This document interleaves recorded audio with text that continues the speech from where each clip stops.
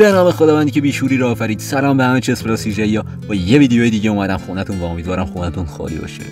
اگر از این سبک ویدیوهای شطرنجی بهتون میاد و دوست دارید ویدیوهای بعدی هم ببینید، حتما کانال یوتیوبمو سابسکرایب کنید و این زنگوله چوچولتر رو هم بزنید.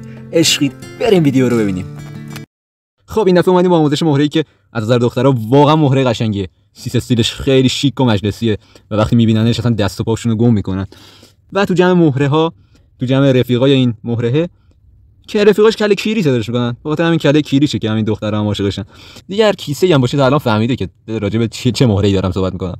راجع به فیل دارم صحبت میکنم. حالا به نظرتون چرا این مهره رو شبیه کیر درست کردن؟ میدونید اینو حتما اینو دیگه کامنت کنید. یا حداقل یه ذره اطلاعات عمومی بره بالا، چون اینو اصلا من واقعا هر چی سرچ زدم هیچی دربارش نیورد. حالا میگیم اگه مثلا شطرنج رو انگلیسی‌ها ساخته بودن، میشد گفت کیر پادشاه انگلیس اندازه گرفتن و همون اندازه و همون شکل هم یه مهره شطرنج دادن بیرون. بعد مثلا اون به علاوه یا پلاسی که روی سر فیل گذاشتن، اون مثلا میشد گفت زیل تناسلی کیر پادشاه انگلیس بوده که مثلا حالا گذاشتن که اونم یه نشونه باشه از متفاوت بودن کیر پادشاه انگلیس با بقیه کیرا. کلتم رنگ کلک رمه کلای صورتی پوستش قرمز. حالا به نظرتون تو حیوانات جنگل کدوم بکنترینه؟ تو که میگی خروس، ولی من میگم فیل شطرنج از اونم بکنتره، چون همزمان میتونه به 4 نفر تجاوز جنسی کنه.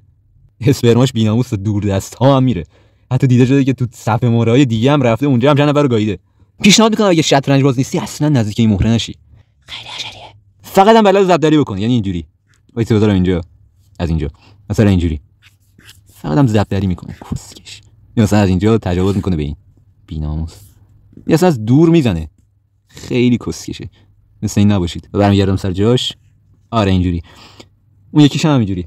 حالا بذار بگم با اینکه قیافش کیریه ولی بیخایه است. خایه نداره، نمیتونه به جز زبدری جور دیگه حرکت کنه. یعنی تو الان وزیر بود. این رفتارا، این حرفا هنوزم میاین فوش میدین. میگم خایه ندارین تو صورت آدمی کار بود. میدین چرا؟ چون یه جوون رعنایی که شبیه کیر میمونه، ولی اون کیره.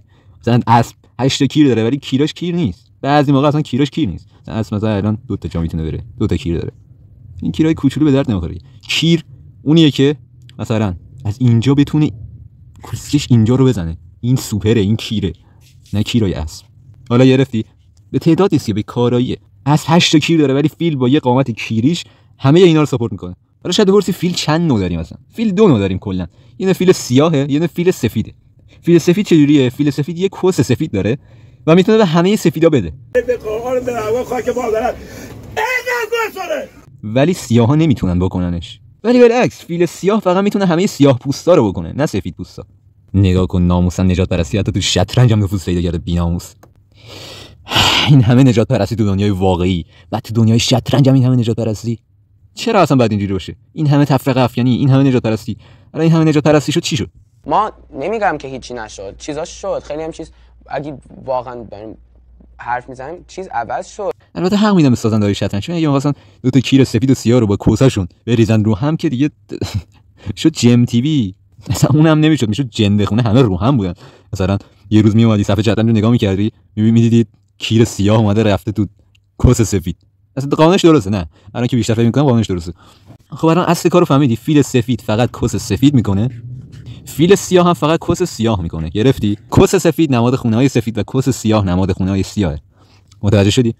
یعنی فیل سفید نمیتونه بره تو خونه‌های سیاه، یا به عبارتی کیر سفید نمیتونه کوسای سیاه رو بکنه. به تخمم اینم داداشمه، به تخم اونم هست. اوکی گرفتی؟ و بالعکس.